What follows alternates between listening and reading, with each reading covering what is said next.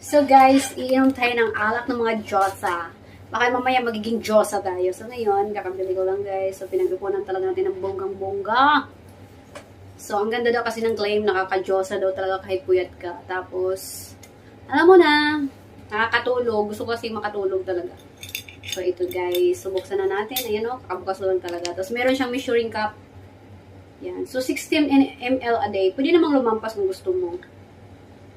Live na live tayo ngayon inom. Ay! Hindi pa napadami. Sayang eh.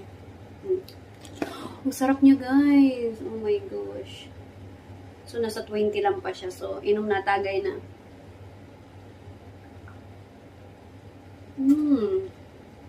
Sarap.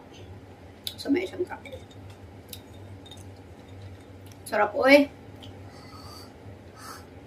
Tilok-tilok. Sarap yung mahal kasi.